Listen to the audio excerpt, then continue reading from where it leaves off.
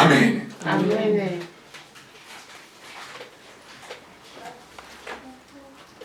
L'attribut de sa personnalité, nous voyons aussi la pensée. Romains chapitre 8, verset 27. La pensée. Le Saint-Esprit pense plus que nous. Et la pensée d'un homme n'accomplit pas les desseins de Dieu. Je lis au nom de Jésus-Christ. Amen. Et celui qui sonde les cœurs connaît quelle est la pensée de l'Esprit, parce que c'est selon Dieu qu'il intercède en faveur des saints. Amen. Parole du Seigneur. Merci, que ce Seigneur te bénisse. Et celui qui sonde les cœurs connaît quelle est la pensée de l'Esprit, parce que c'est selon Dieu qu'il intercède en faveur des saints. Il n'est que le Saint-Esprit qui connaît la pensée de l'homme. Nous sommes ici. Moi, je ne connais pas la pensée de quelqu'un. Mais le Saint-Esprit sonde les cœurs. Et lorsqu'il sonde les cœurs, il donne un message à travers son serviteur, afin que ce message puisse consolider votre foi. Amen. Alléluia. Amen. Parfois, tu avais des inquiétudes à tes pensées. Parfois, tu avais des soucis. Parfois, tu avais des traumatismes. Mais à travers la prédication, chacun commence à recevoir sa part pour les ramener dans la foi. Amen. Pour les conscientiser que je suis avec toi, tu n'es pas seul. Dieu n'a jamais abandonné ses saints, sauf des pécheurs. Si tu es propre devant Dieu, dans tous les combats, il sera là. Alléluia. Amen. Pour te défendre. Amen. Dans toutes les situations qui t'arrivent, il est là pour t'agir. Amen. Mais si tu es pécheur, il t'abandonne parce que Dieu n'écoute pas la prière d'un péché. Mais si tu es propre à l'aide du Saint-Esprit, tu marches selon l'orientation du Saint-Esprit, aucun danger pourra t'arriver sans que Dieu puisse intervenir. Amen. Souvenez-vous du temps de Moïse. La mer Rouge était là. Ces peuples devaient traverser parce que derrière eux, il y avait les adversaires. Les rois pharaons, les pharaoniques étaient derrière pour les écraser, pour les neutraliser. Dit oui, la mer Rouge est là, on va maintenant les récupérer. Au moment où Moïse, les âmes de Dieu se tourmentaient, l'homme de Dieu est en communication avec le ciel. Alléluia. Bien aimé, ne regardez pas la grandeur de la situation, mais regardez la grandeur de Dieu. Qu'est-ce que tu dis, Seigneur, face à cette situation? L'événement est là, le combat est là, l'adversaire est là. Qu'est-ce que vous en dites? Et Dieu a dit à Moïse, tu as quoi dans tes mains? Oh, j'ai les bâtons. Jette-la. Et c'est ce bâton-là qui a fait des miracles. Dieu fait des miracles avec ce que tu as dans tes mains. Une main vide ne produira pas de miracles. Mais une main qui a un bâton va produire des miracles. Amen. Alléluia. Amen. Il a dit, la pensée. Nos pensées ne sont pas les pensées de Dieu. Lui-même a dit bien. Et celui qui sonde les cœurs connaît quelle est la pensée de l'esprit. Il sonde les cœurs. Et c'est par le Saint-Esprit que les gens ont parlé de la part de Dieu. Alléluia. Amen. Si le Saint-Esprit sonde les cœurs en toi, tu seras convaincu de faire sa volonté. Parce que c'est selon Dieu qu'il intercède en faveur des saints. Oh, gloire à Dieu. Lorsque tu es saint, Dieu intercède pour toi. Alléluia. Amen. Afin que tu ne puisses pas tomber dans les mal. C'est pourquoi Christ a dit, je viendrai pour ne pas permettre que mes élus puissent tomber. Je viendrai pour les récupérer. Amen. Si tu es saint, sainte, Dieu prie pour toi. Amen. Le Saint-Esprit intercède pour toi. C'est pourquoi même si tu étais dans la faiblesse, tu sens la force, une force inouïe que tu ne s'y attendais pas. Amen. Un secret dans la vie que je vous dis. Si tout dans la vie de la prière, vous avez besoin de la prière, mais vous sentez la faiblesse, commencez à chanter. La chanson bouge les trônes de l'Éternel. Amen. En chantant, vous allez commencer à sentir une force comme si on te donnait un coup de ballon. Et la joie de prier commence à intervenir. Ne dis pas, oh, je suis fatigué. Non, même dans la faiblesse, l'Éternel intervient. Amen. Alléluia. Amen. Même dans la faiblesse, Dieu guérit. Amen. Un jour, j'avais fait une croisade d'une semaine en RDC. Une semaine de la démonstration de la puissance de Dieu. Jeudi, vendredi, j'étais tellement fatigué. J'ai dit, papa, je ne saurais pas, que ferais-je moi?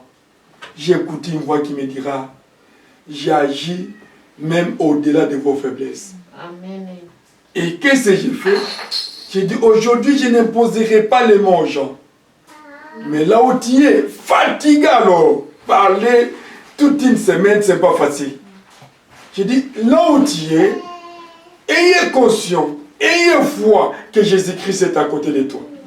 Il y avait la femme d'un journaliste, Bateka, que j'aime beaucoup. Et cette femme disait que, papa, je vois que lorsque vous imposez les mains comme si vous poussez les gens à tomber. Je dis, ah, non, c'est pas moi, c'est le Saint-Esprit. Ah bien, comme le vendredi, je serai là. Moi, je vais piquer comme ça. Je veux voir comment je vais tomber. J'ai dit, oui, ce n'est pas moi. C'est Dieu lui-même qui touche son peuple. Et lui était à côté de moi. Et j'ai levé seulement mes mains comme ça. J'ai dit, papa, malgré cette faiblesse, mais toi, tu agis au-delà des faiblesses de tes serviteurs. Ces peuples sont venus pour toi, ce n'est pas pour moi. Prends soin d'eux. Elle était la première personne de sauter. Les autres tombaient. Mais j'ai prié une prière courte, pleine de foi et d'assurance. Il y avait des ponts qui se cassaient. Et les protocolaires récupérés, d'autres pour prier et pour ses brebis. Et à la fin de quitte, je l'ai salué. Ah, bonsoir maman, comment ça va? Ah, papa, laisse tomber. Je dis, mais comment toi tu es retrouvé? Qui t'a mis, qui t'a imposé la main? Et si c'est moi? Ah, papa. Maintenant, je crois que Jésus-Christ est Dieu. Alléluia. C'est le Saint-Esprit. Bien aimé, le Saint-Esprit sait comment restaurer la vie d'un homme. Amen. Le Saint-Esprit peut te délivrer à distance si tu as la foi, sans qu'on puisse t'imposer les mains. Et il n'accepte pas que tout le monde t'impose les mains. Tu ne connais pas l'état d'âme de la personne. S'il est envoûté, il transfère l'envoûtement. S'il est sorcier, il transfère la sorcellerie. S'il est possédé, il transfère la possession. Il faut connaître qui t'impose la main et ne donnez pas ta tête à n'importe qui. Moi, je ne veux pas donner la tête à celui qui le Saint-Esprit t'a convaincu que c'est un homme de Dieu. Alléluia. Amen. Afin que la bénédiction t'accompagne. Nous descendons.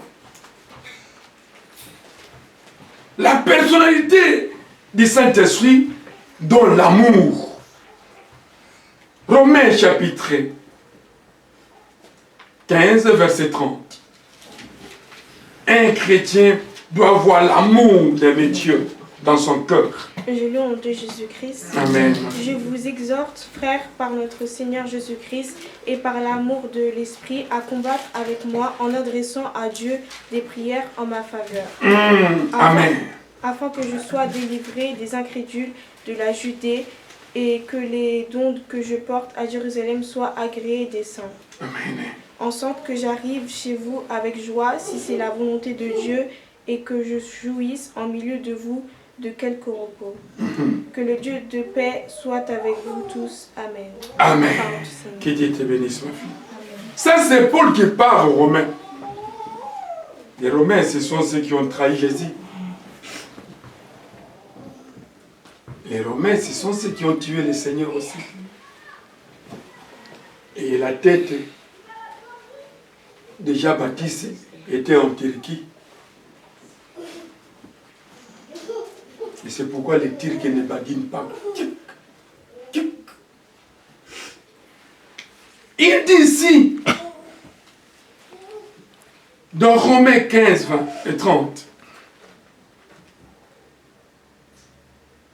Je vous exhorte, frères, par notre Seigneur Jésus-Christ et par l'amour de l'Esprit.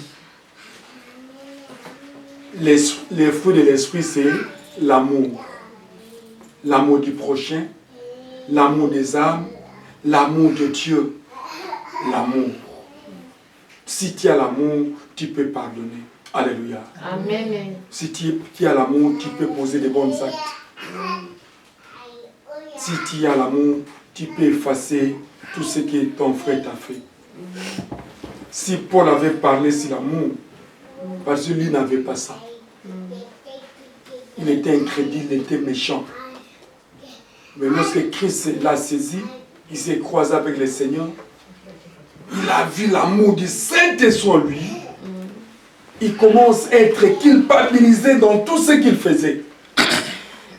Et lui-même commençait à prêcher même l'évangile. Vous savez, l'épreuve que toi tu passes, un jour, la personne là qui te combat sera parfois votre témoignage dans le ministère. Amen. Alléluia. Amen. Paul commença à témoigner, si bien qu'il persécutait Christ. Il persécutait les apôtres.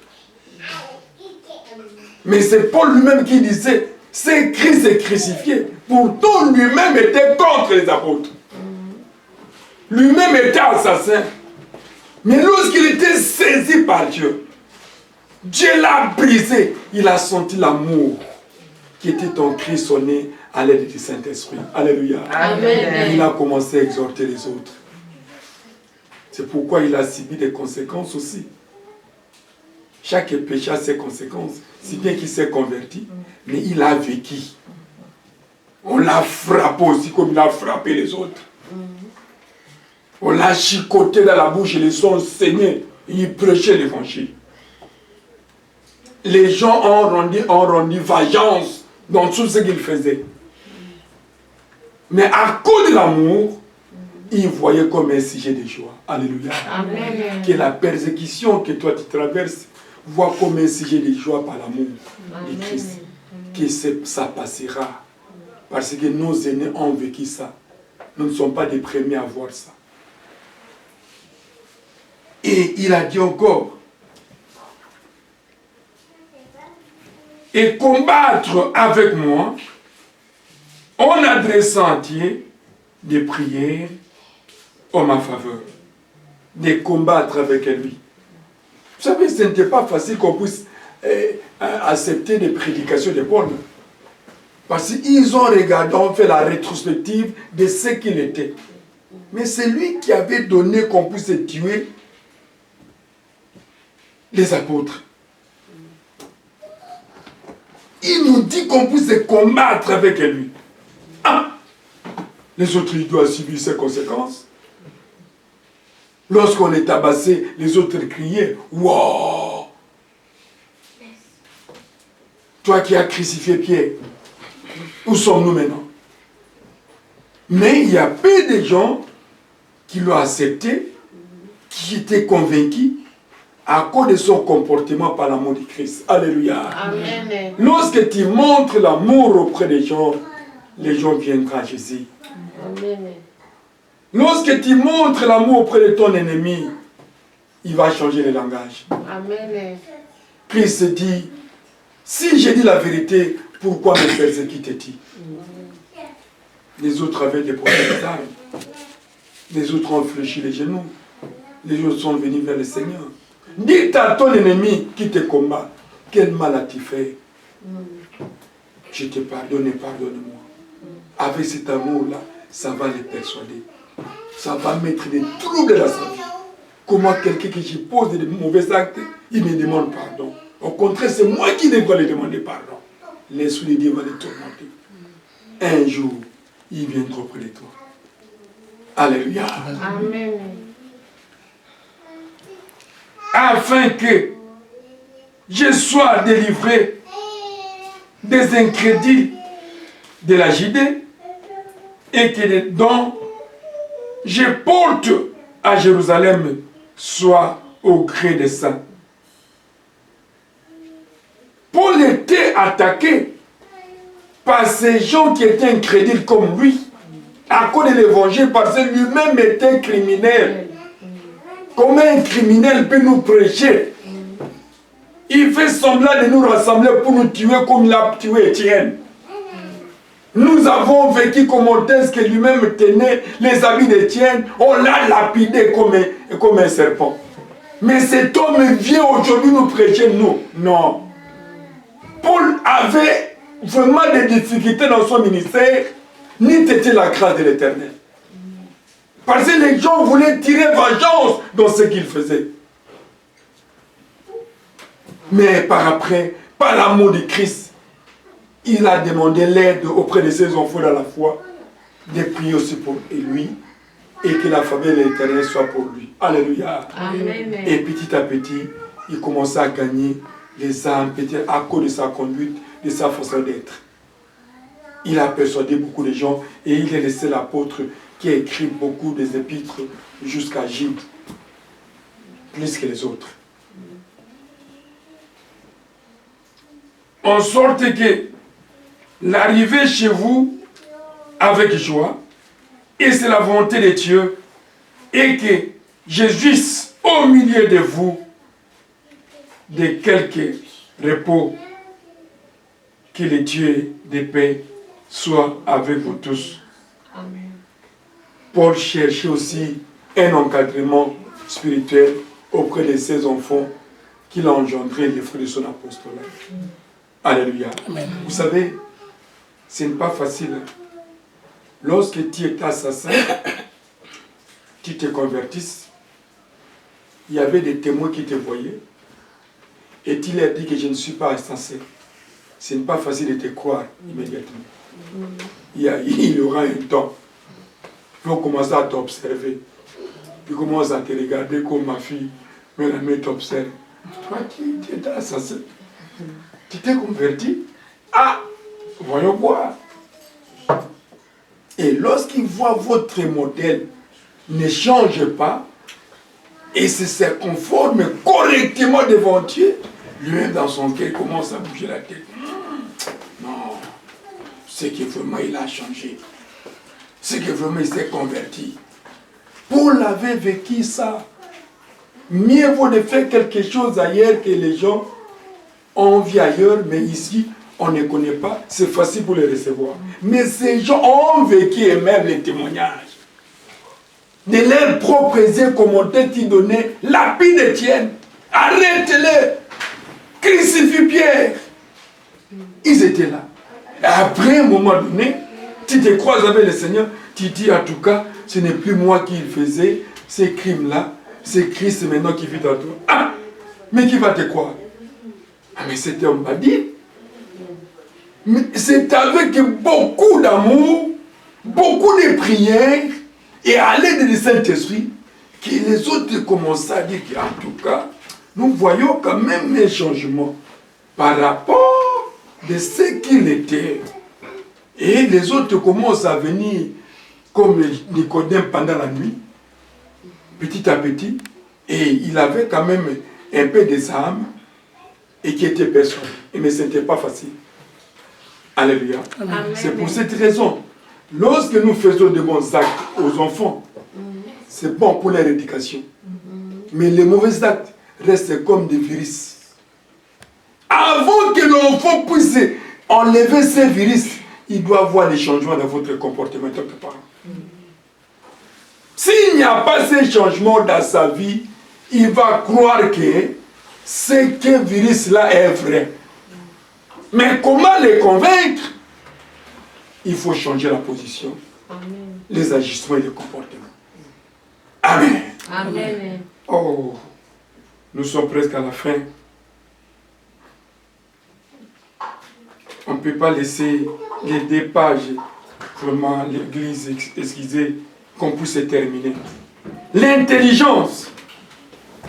La personne du Saint-Esprit donne l'intelligence. Néhémie, chapitre 9, verset 20.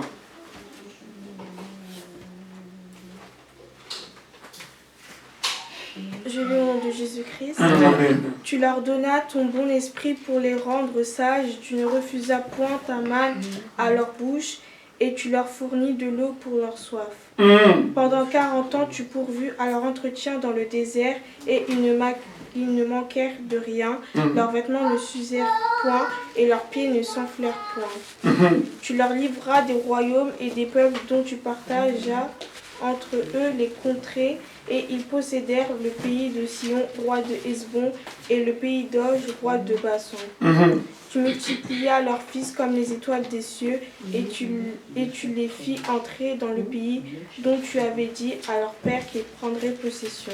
Amen. Et leurs fils entrèrent et prirent possession du pays. Tu humilias devant eux les habitants du pays, les Cananéens, et tu les livras entre leurs mains avec leurs rois et les peuples du pays, pour qu'ils les traitassent à leur gré. Amen. Que le Seigneur te bénisse, ma fille. Amen. Néhémie 9, 20. La Bible nous dit ceci. Tu leur donnas ton bon esprit pour les rendre sages. Tu ne refusas point ta manne à leur bouche, et tu leur fournis de l'eau pour leur soif. L'esprit de Dieu doit être votre conduite dans votre vie. Laissez l'Esprit de Dieu agir. Laissez l'Esprit de Dieu te parler. Laissez l'Esprit de Dieu vous instruire. Néhémie est un serviteur de Dieu puissant qui écoutait les signes de l'Éternel. Il ne faisait pas des choses par sentiment, mais Dieu lui parlait. Dans l'ancienne alliance, Dieu parle auprès de ses serviteurs, choisis de son gré. Mais dans la nouvelle alliance, l'Esprit de Dieu est partout, dans tous les croyants qui acceptent Christ comme Seigneur et Sauveur, à condition que tu laisses ta vie soit conduite par Dieu. Vous savez, les sentiments tuent, mais l'Esprit vivifie. L'Esprit sauve, l'Esprit affranchit, l'Esprit délivre. Amen. Laissez la place au Saint-Esprit. Laissez la place au Saint-Esprit. Si tu as quelque chose, tu dis, cher Saint-Esprit, qu'est-ce que tu en dis de ces problèmes? Parfois ça me dépasse. Donne-moi conseil, parle-moi. Il va commencer à te parler. Alléluia. Amen. Pour terminer, les chagrins et la tristesse. Éphésiens 4, 30. Lorsque tu as les chagrins, la tristesse, tu as triste le Saint-Esprit. Éphésiens 4, 30. Je le nom de Jésus-Christ. Amen. Éphésiens 4, 30. N'attristez pas le Saint-Esprit de Dieu par lequel vous avez été scellés pour le jour de la rédemption. Merci ma fille, que Dieu te bénisse. Amen. N'attristez pas le Saint-Esprit. Comment est-ce qu'on peut attrister le Saint-Esprit? Par vos agissements. La colère attriste le Saint-Esprit. La négligence attriste le Saint-Esprit. Les péchés attristent le Saint-Esprit. Les mauvais comportements qui ne donnent pas gloire à l'Éternel attristent le Saint-Esprit. En gros, pour résumer, le Saint-Esprit, c'est une personne dans l'homme. Une personne qui est en vous. Comme Christ en vous, le Saint-Esprit en vous. Et cette personne veut que tu puisses lui laisser sa place d'agir. Ne l'étouffez pas. Ne les commandez pas. C'est lui qui doit te commander. Et laisser sa place d'agir, s'abandonner entre ses mains. Nous voyons des enfants lorsqu'ils jouent, lorsqu'il est fatigué, il s'abandonne entre les mains des parents pour te dire que je suis fatigué, prends-moi, je voudrais dormir. De la même manière, à nous les chrétiens, on doit s'abandonner entre les mains du Saint-Esprit. Lorsque tu t'abandonnes entre les mains du Saint-Esprit, il agira plus que ta propre conscience. Au-delà même de ce que tu as. Que le Seigneur vous bénisse. Amen.